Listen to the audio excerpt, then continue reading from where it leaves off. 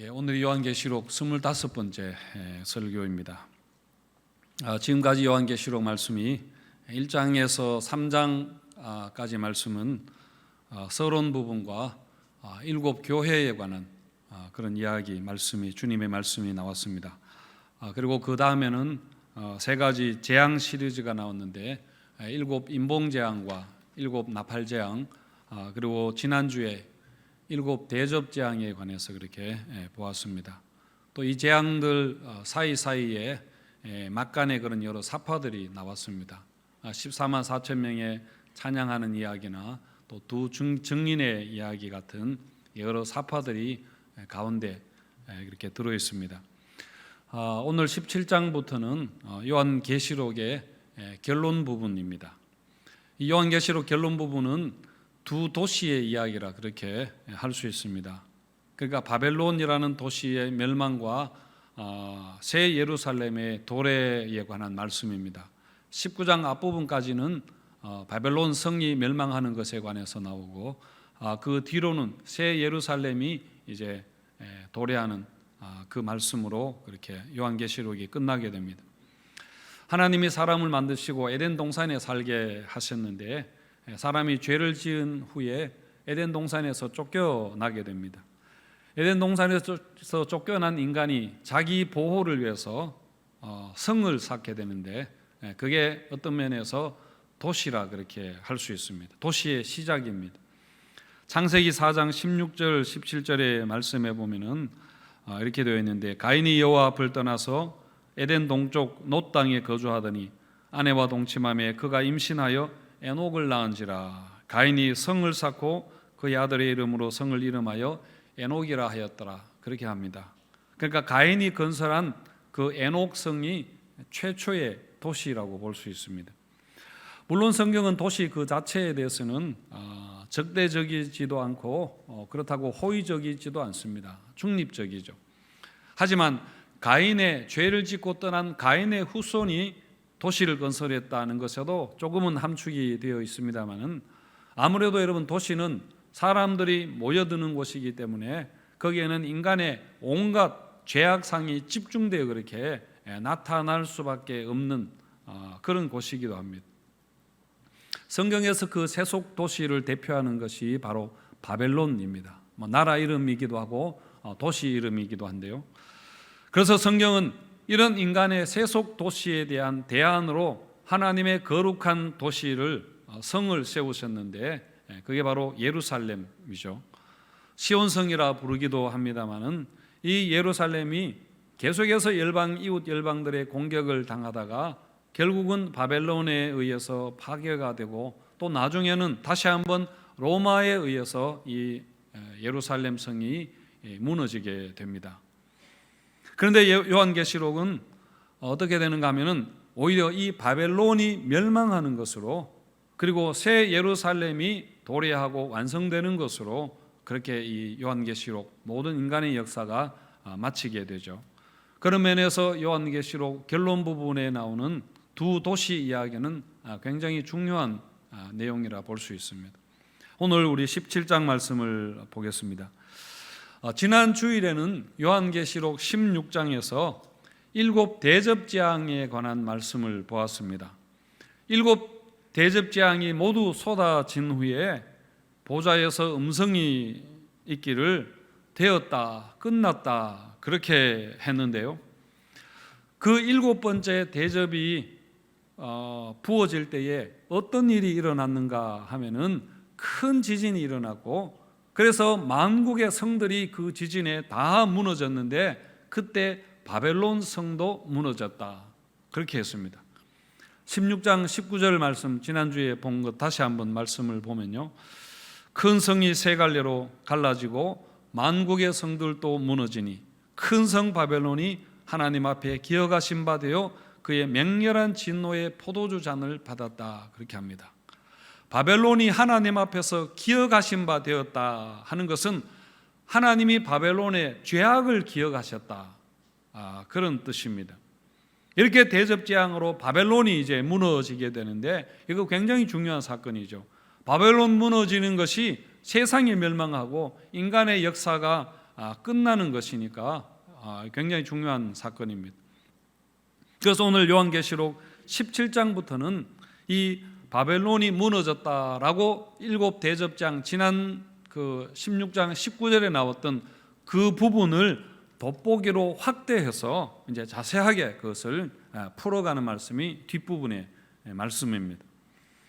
오늘 17장에서 이제 바벨론의 멸망을 이야기를 시작하면서 바벨론을 음녀라 그렇게 의인화해서 부릅니다. 1절 보면은 또 7대접을 가진 7천사 중 하나가 와서 내게 말하여 이르되 이리로 오라 많은 물 위에 앉은 큰 음녀가 받을 심판을 내게 보이리라. 큰 음녀가 받을 심판을 보이리라 했는데 여기서 큰 음녀는 바로 5절에 분명하게 나오는 것처럼 바벨론입니다. 음녀라는 것은 성적으로 부도덕하고 음탕하다는 그런 말 아닙니까? 바벨론의 죄악상을 말하면서 이렇게 여자에 빗댄 것은 뭐 여성 어떤 성차별적인 그런 언어라기보다는 당시 사회 문화가 여러분 그랬고요. 특히 성경은 이스라엘과 예루살렘에 대해서도 자주 여성에 그렇게 비유를 했습니다. 바벨론을 음녀에 비유한 것과는 다르게 예루살렘은 처녀나 혹은 딸로 그렇게 비유를 하고 또 신부 곧 어린 양의 아내라고 그렇게 부릅니다. 바벨론과 예루살렘은 완전히 대조적으로 그렇게 보는 것이죠. 여러분 물론 역사적으로 바벨론이라는 나라가 실제적으로 있었습니다. 로마가 등장하기 이전에 바벨론은 세계의 강대국이었습니다. 예루살렘을 공격해서 그 성전을 파괴하고 이스라엘 백성들을 포로로 잡아갔던 여러분 그 나라가 바로 바벨론 아니었습니까? 하지만 요한계시록에서 지금 계속해서 앞으로 나오는 그 바벨론은 꼭 그 바벨론만을 의미하는 것은 아니죠. 오히려 요한계시록이 말하고 있는 이 바벨론, 음녀라는 바벨론은 더 직접적으로는 로마를 이야기하는 것입니다. 로마를 가리키는 겁니다. 요한 당시에 이 로마는 군사력뿐 아니라 그 경제력과 문화적인 면에 있어서도 굉장한 나라였습니다. 전성기를 구가하던 그런 세계 최강대국이었습니다.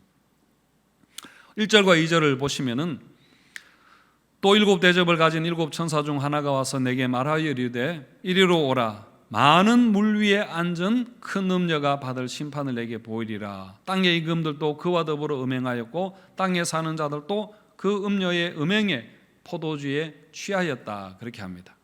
여러분 음녀가 많은 물 위에 앉아 있다. 그렇게 한 것은 15절을 보면 그 의미가 쉽게 이해가 되는데요. 15절에서 뭐라고 했는가 하면은 또 천사가 내게 말하되 내가 본 바 음녀가 앉아 있는 물은 뭐라고 했습니까? 그 물은 백성과 무리와 열국과 방언들이라 그렇게 했습니다. 이 말은 온 세계 열방을 다 이야기하는 것입니다. 그러니까 로마가 지금 그 물 위에 앉아 있다. 온 세계 열방 위에 군림하고 지배하고 있다. 그런 말입니다. 그리고 온 나라들이 그 로마를 흠모해서 로마를 부러워하면서 그 음행에 동참하고 있고 땅에 사는 모든 사람들이 그 음행에 그 포도주에 지금 취해서 정신 나갔다는 그런 표현이죠.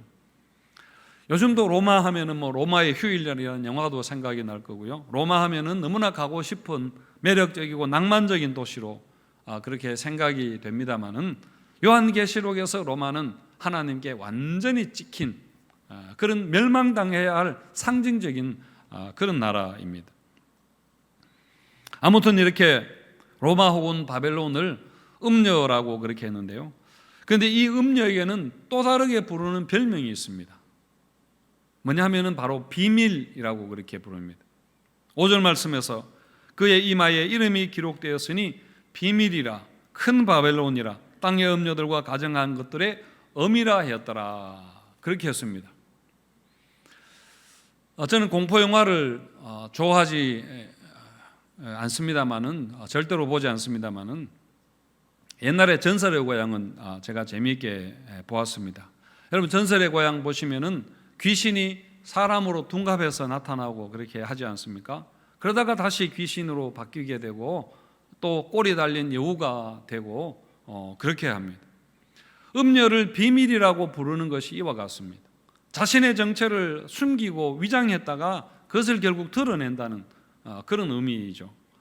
여러분 4절 말씀에 보시면은 그 여자 음녀는 자줏빛과 붉은 빛 옷을 입고 금과 보석과 진주로 꾸미고 손에 금잔을 가졌는데 가증한 물건과 그의 음행에 더러운 것들이 그 안에 가득하더라. 그렇게 말합니다.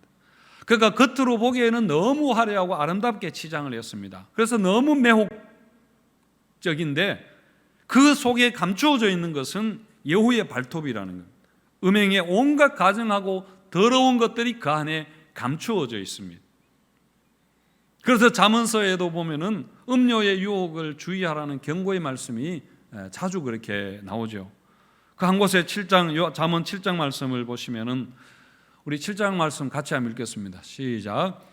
여러 가지 고운 말로 유혹하며 입술에 호리는 말로 꿰므로 젊은이가 곧 그를 따랐으니 소가 도수장으로 가는 것 같고 미련한 자가 벌을 받으려고 쇠사슬에 매이러 가는 것과 같도다. 필경은 화살이 그 간을 뚫게 되리라. 새가 빨리 그물로 들어가되 그의 생명을 잃어버릴 줄을 알지 못함과 같으니라. 음녀의 유혹에 빠진 자가 이와 같이 된다. 죽는 줄 알면서도 그 품에 빠져드는 것이 바로 음녀의 유혹입니다. 얼마나 이 음녀의 유혹이 강한가 하는 것을 이야기하는 거죠. 여러분 삼손이 들릴라의 품에 빠져서 죽는 줄도 모르면 죽는 줄 알면서도 그 들릴라의 품에서 나오지 못하잖아요.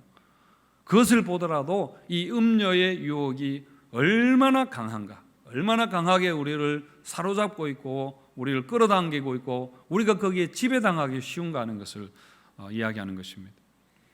그래서 우리가 어떻게 해야 되는가? 바로 우리가 이 음녀의 정체를 우리가 잘 분별해야 됩니다. 천사가 이 음녀의 정체를 보여주기 위해서 요한을 광야로 데리고 갑니다.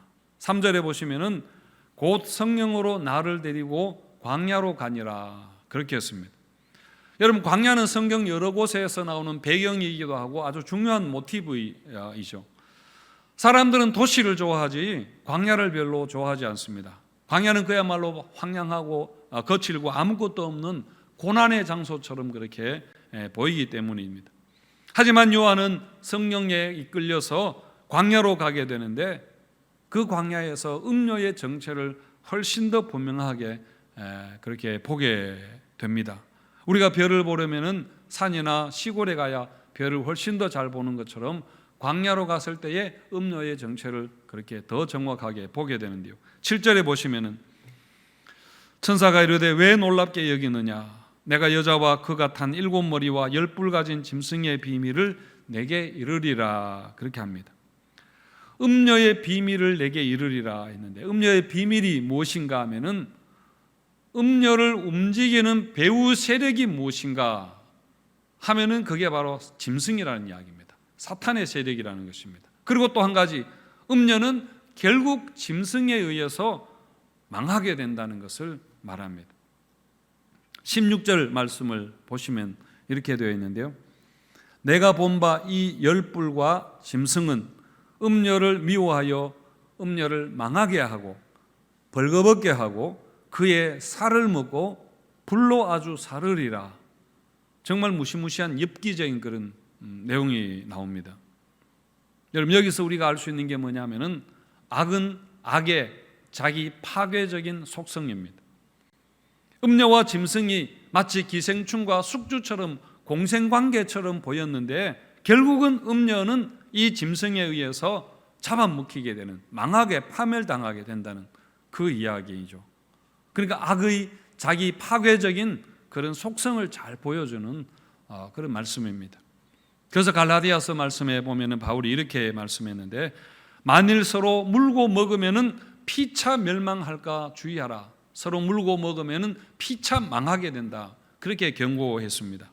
우리가 육체의 욕심을 따라서 그렇게 살게 되면은 결국은 이렇게 된다는 그런 이야기입니다. 여러분 육체의 욕망을 우리가 따르게 되면은 반드시 사탄의 세력이 거기에 틈타게 되고 결국에는 이런 자기 파멸에 이르게 된다는 것이죠.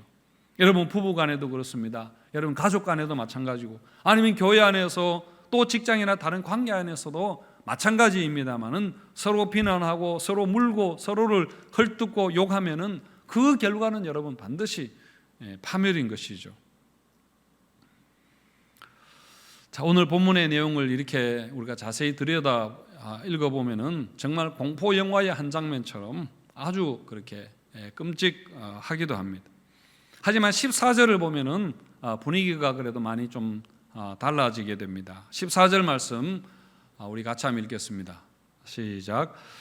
그들이 어린 양과 더불어 싸우려니와 어린 양은 만주의 주시오 만왕의 왕이심으로 그들을 이기실 터이요 또 그와 함께 있는 자들 곧 부르심을 받고 택하심을 받은 진실한 자들도 이기리로다. 아멘. 음녀의 정체가 아무리 비밀스럽다 하더라도 마지막에는 그 실체가 반드시 드러나게 된다는 것이고, 그리고 악은 스스로 파멸하게 될 뿐만 아니라 어린 양 예수 그리스도 그가 만주의 주시오 만왕의 왕이시기 때문에 반드시 이 모든 것들을 물리치고 이기게 될 것을 말씀합니다. 그리고 어린 양과 함께하는 어린 양을 따르는 우리도 그와 함께 마침내 승리하게 된다는 그런 말씀입니다. 그래서 여러분, 우리가 이런 승리를 믿고 끝까지 우리가 믿음에 인내해야 합니다만은, 특히 여러분, 우리가 가정에서 이 싸움을 잘 싸우고 우리가 이겨야 됩니다. 음녀의 비밀이 가정 안에 여러분 숨어 있고, 그래서 악의 자기 파괴적인 역사가 가정 안에서 얼마나 여러분 많이 일어나고 있는지 모릅니다. 여기에 대해서는 다음에 또 계속 말씀을 드리기로 하고요. 어쨌든 여러분, 우리 가정에서도 이 마지막의 정체, 이 마지막의 그 정체를 우리가 잘 분별을 해야 됩니다. 여러분, 가정에서의 우리의 역할, 부모나 가족들의 역할도 제한된 시기 아닙니까? 가족들도 평생 함께 지내는 것이 아니라 언젠가는 여러분 다 떠나가게 됩니다. 부부간에 언젠가 떠나가야 되죠. 그리고 자녀들도 여러분 가정을 어떤 모양으로든지 떠나가게 됩니다. 그래서 이런 마지막의 관점에서 우리가 가정을 생각하고 가족을 생각하고 공동체를 생각한다면은 많은 것들이 오늘 우리가 달라질 수 있으리라 그렇게 생각합니다. 천문학자는 별을 보지 않는다라는 그 책에 보면은 우주 천문학자인 그 심채경 박사가 우주 탐사선인 보이저 1호에 대한 이야기를 했는데 굉장히 재미있게 그 책을 읽었습니다. 미국 우주항공국인 나사가 1977년에 우주 탐사선인 그 보이저 1호를 발사를 했습니다. 보이저 1호가 이름은 1호이지만은 2호보다 사실은 조금 늦게 지구를 출발을 했는데요. 목성과 토성과 천왕성, 해왕성을 이제 지나면서 임무를 다 수행하고 지금은 태양계를 벗어나서 계속 이제 우주로 그렇게 날아가고 있습니다. 근데 보이저 1호가 태양계를 벗어나면서 잠깐 뒤를 돌아보면서 지구를 향해서 사진을 찍은 것이 있습니다. 그게 굉장히 위험한 미션이었다 그렇게 말하는데요. 그래서 나사에서도 이 작업을 하게 하느냐, 사진을 찍게 하느냐, 못하게 하느냐를 놓고 7, 8년 동안 그렇게 토론을 했다고 하니까요. 어쨌든 용기를 내어서 잠시 지구를 뒤돌아보면서 이 보이저 1호가 사진을 찍어서 지구로 전송했는데, 여러분 보시는 저 사진입니다. 그래도 굉장히 잘 보이는 편이네요. 칼 세이건이 저 그 사진에 이름을 붙였는데 창백하고 푸른 점이라 그렇게 이름을 붙여서 저 사진이 굉장히 유명한 그런 사진이 되었습니다. 우리에게 이렇게 커 보이는 그 지구이지만은 태양계 안에서는 정말 하나의 점처럼, 하나의 픽셀 정도처럼 그렇게 보일 정도로 작은 것인데, 우리가 여러분 그 지구 안에 지금 이렇게 살고 있는 것 아닙니까? 그런데 그 책에서 제가 사실 가슴 뭉클했던 부분은 뭐냐면은 그 심채경 박사의 아이가 유치원에서 배운 노래를 부르는데, 커서 어른이 되면은 내가 우주 비행사가 되어서 높이 높이 우주로 날아갈 거라는 그 노래를 그렇게 불렀습니다. 근데 그 노래를 듣는데 갑자기 마음이 그렇게 슬퍼지면서 눈물이 핑 돌더라고 했습니다. 그래서 딸에게 그렇게 멀리까지 가지 말고 그냥 엄마랑 같이 지구에 살면 안 돼, 그렇게 했다는데요. 보이저 1호가 태양계를 떠나는 것처럼 딸이 곧 엄마 아빠 안녕 그렇게 하면서 엄마 아빠를 떠나고 가정을 떠나고 자신의 우주를 향해서 이제 날아갈 날이 올 텐데, 그래서 지금이 얼마나 중요한가, 지금 이 딸과 함께 하는 이 시간이 얼마나 중요하고 지금 나의 역할이 얼마나 중요한가를 그렇게 깨달았다는 그 이야기입니다. 그때까지 딸에게 정말 내가 지구와 태양의 역할을 잘 해야 할 텐데 하는 그런 감회가 있었던 것이죠. 저는 결혼식 할 때마다 결혼하는 신랑 신부보다 혼주석에 앉아있는 그 양가 부모에게 마음이 더 많이 갑니다. 결혼식 당일에 정신이 없어서 못 느끼겠지만은 사실 여러분 그 혼주석에 앉아있는 부모의 심정이 어떻겠습니까? 정말 만감이 그렇게 들겠죠. 얼마나 여러분 부모로서 중요한 그런 순간입니까? 결혼식에서 가장 중요한 게 사진이라 그렇게 하지만은 여러분 그 사진 한 장 안에 그 결혼의 의미와 그 중요성과 또 그 부모의 심정 같은 것들을 어떻게 다 담을 수 있겠습니까? 여러분 어쨌든 이렇게 우리 모두에게는 모든 것이 다 마지막이 있습니다. 그래서 요한계시록의 말씀이 중요한 것은 우리 삶을 이런 마지막의 관점에서 보게 한다는 것입니다. 우리 신앙의 문제뿐만 아니라 모든 것에 이런 끝이 있다는 것을 알려주면서 이 마지막의 정체, 이 마지막의 그 중요한 정체를 잘 분별하도록 그렇게 우리에게 도전하고 있습니다. 우리 인생도 마지막이 여러분 성큼성큼 그렇게 오고 있습니다. 자녀들도 여러분 우리를 떠나가게 되고 가정도, 우리의 가정도 점점 시들어가는 그런 날이 오고 있습니다. 우리가 여러분 죽음을 두려워하는 이유 중에 하나가 일찍 죽고 늦게 죽고 여러분 그게 아니라 준비가 안 되었다는 것 아닙니까? 마지막에 대한 준비가 되지 않았다는 것입니다. 그래서 우리가 헛된 일에 시간과 열정을 다 허비해버리고 중요한 일을 뒤로 미루다가 막상 중요한 기회를 놓치는 것 때문에 우리가 후회하게 되는 것입니다. 그래서 요한계시록이 우리에게 이 마지막이 곧 온다는 것, 마지막은 분명히 있다는 것을 우리에게 알려주면서 지금 어떻게 살아야 되는가를 우리에게 말씀합니다. 여러분 마지막이 되면은 우리가 믿고 우리가 생각하는 모든 것이 여러분 다 그렇게 드러나게 될 것입니다. 그래서 아직 기회가 있을 때에 정말 우리에게 주어진 부모로서 또 교회 직분자로서 우리의 책임을 다하면서 이 마지막을 잘 준비하는 우리 성도님들 되시기를 축원드립니다.